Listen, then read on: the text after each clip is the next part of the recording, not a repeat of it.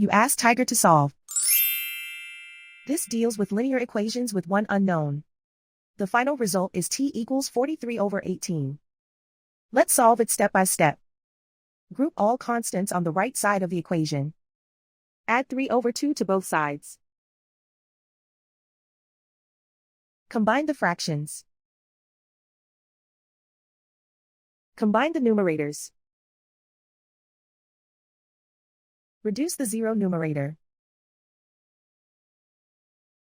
Simplify the arithmetic. Find the lowest common denominator.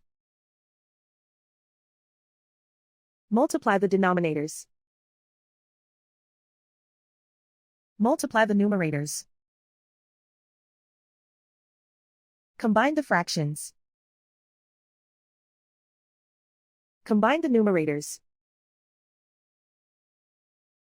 And so the final result is t equals 43/18.